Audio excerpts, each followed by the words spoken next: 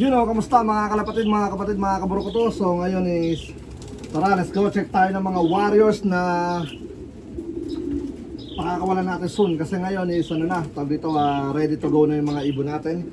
Naghihintay na lang tayo ng tamang pagkakataon. Kasi ngayon is, malakas yung hangin. Makikita nyo sa last vlog ko, mararamdaman nyo yung bagsik ng hangin. Kahapon yun, tapos ngayon is makulimlim, tapos may bugso na pag-ulan. Pero bago yun, yung mga warriors natin is ready to go. At ready na silang tignan nyo muna na, ayun nga, para nakikita nyo rin silang napunta na doon sa may taas. Teka lang. Yeah. Alright, so yeah, ready to go na yung mga warriors natin. Waiting na lang sa pagganda at pag ng mga panahon. So makikita nyo isa yun, tingnan nyo, Rebecca sa taas yun. Ibig sabihin yun is good na. So tara, let's go, pakita natin mga warriors. Easy. Yung buntot nila is okay na. Alright. Tapos sa 9-10 price nila is okay na rin. Mga 1 week na lang to, pero pwede na itong pakawalan dahil nakakalipad na to mga to. Alright, so ring number na ito, Jeds 66248. Yan, 66248. Ayaw magpahawak. 66248. Yep. Okay na rin sila sa trapping. May mga ilang pirasong pasaway, siguro wala pang mga 10%, pero dito, natin kung diretso siya, hindi sila diretso. All goods na yung mga warriors natin, kumbaga. So, lagi silang nasa taas. Tapos tuwing magpapakain tayo, syempre tinatawag ko sila. At nagre-respond naman yung mga warriors natin. Okay, so tara, let's go pa tayo dito. Ayaw na magpakita.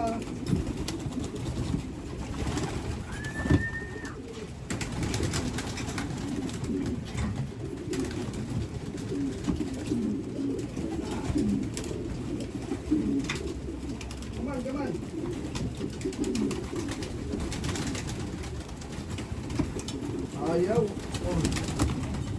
Okay, nakabukas kasi yung baba natin dito sa pinto doon, pati dito. Yan. So, ring number na ito, RG40. So, yung buntot niya, yan na. Pero ayaw magpahawak, ng Kasi hindi tayo nahawak dito ng ibon eh. Simula nung nagtanggal tayo ng 9-10 flights. Bihira, ayan. Okay na rin ito, nakakalipad na rin ito. Yan. Kaya pwede lang pakawalan para hindi pa sila ganun kalakas. Yan. Pero lilipad na to, ronda na to, mga gantong pakpak. Yeah, ito ay cock. Tsaka nag-start na rin pala ako mag-diet. Yung binibigay ko sa kanilang isang punong bucket is binawasan ko na siya, ginawa ko na siyang parang 3/4 lang. Madami pa rin pero kailangan ko na mag-diet kasi nga possible pagka gumanda yung yung tag dito gumanda yung kanilang yung panahon, open up tayo. Pero hindi ko sila lahat pakakawalan, kumbaga section by section ulit or open lock. Tapos pag napansin ko ng enough na, sarado natin yan.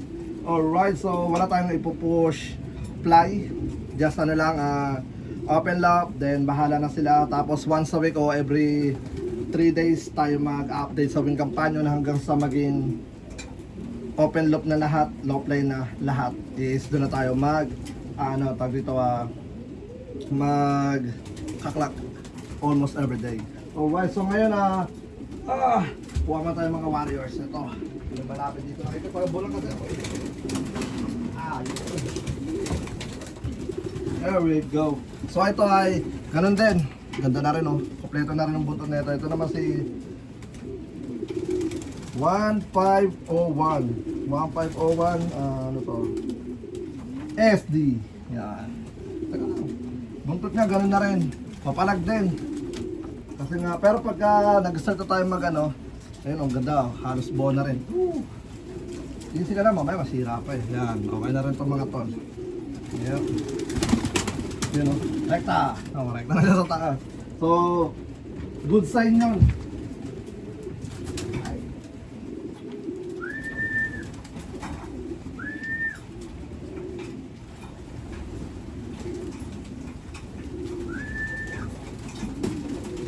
Come on. come on. Wala tayo rito.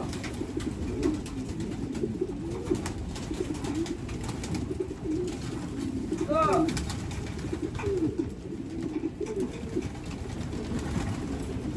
So today is medyo magiging maambon din.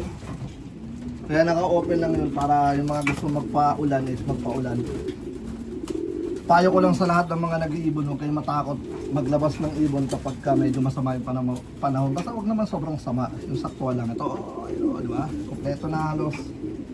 One week na lang to. Kaya ready to go na. Yan o. Yung number RFFL 34. You know, once again, congratulations ulit sa pagiging third place ng Florida Derby. Grabe, proud to be Filipino boy. Ang lalakas ng mga Pinoy. Okay. Yep. Oh, rekta na rin siya doon, di ba? May nakita akong gustong kunin nandun, no? Ito. Kukunin natin yan. Lapit pa konti. Kasi pagka lumapit ako, baka lumusot lang siya doon. Yan. Sige, barakuha mo. Huwag tayo ng dadagit.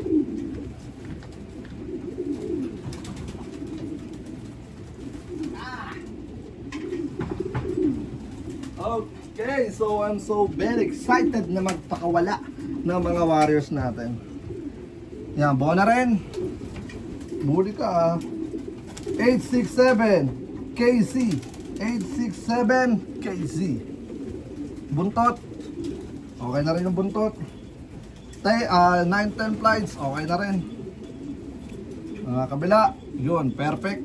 Kaya sa leg nga, yun na. Naglalagas na rin yung leg. Yan. So ready na to. Diretso ha. Diyan nila lumabas. Ayun, isa naman oh. Yung namamarakong pula naman sa buwan natin. Kailangan niya lumapit dito. Kasi pag lumapit ako baka lumabas, di natin mahuli. Pero marami namang ibon eh. Tignan tayo. Hanap tayo ng mga lugon.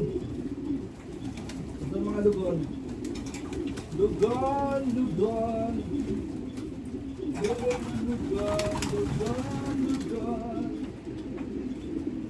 Tama kita ng lugon. Blue check na lang. Hey. Blue check. Ay, wala na. Oh. Wala na. Yung blue check na yun, nasa na yun? Ayun o, yung lumipad na yun o. Wala lang, gusto ko lang siya ipakita sana. Ganda eh. Okay, ito. Ito, kanina. Ay! Hindi kasi nahabol masyado kasi kawawa ibon pag nadali.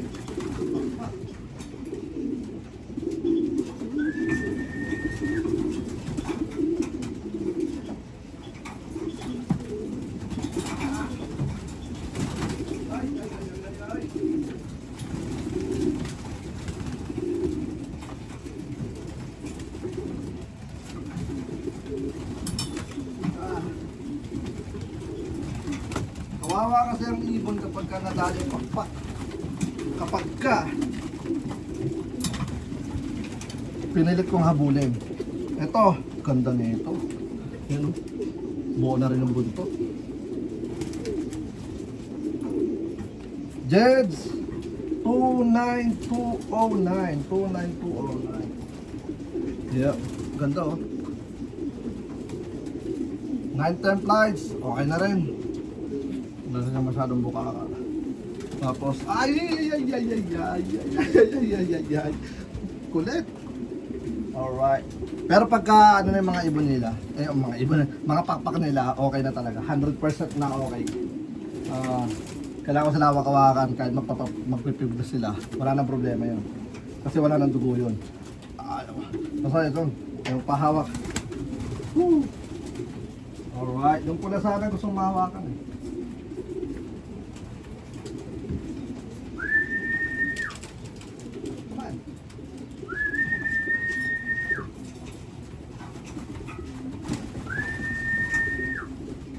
Ito may pula. Pula naman kasi. Come on. Sorry guys. Yan. Wala naman ang ating gusto pakita. Ayun sana, hen. Ito ka. Ring number. Uy, collecting. Louie Rodriguez, number 1. Louie Rodriguez. Mahaba na rin yung tail. 9 templates niya, okay na rin. Kabila. Yung kabila, okay na rin. Yan. Blue red bar. Red check. Ay, see? Lahat ng mahawakan ko, no? Piglas. Yan. Ay. Ayan. Sarap nga pala kay Louie kasi, yun, no? Ito ibon mo. Yan.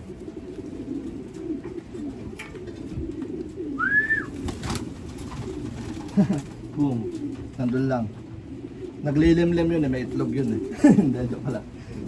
Alright, hen. Hen naman, ito hen na ano, na red check. Come on guys.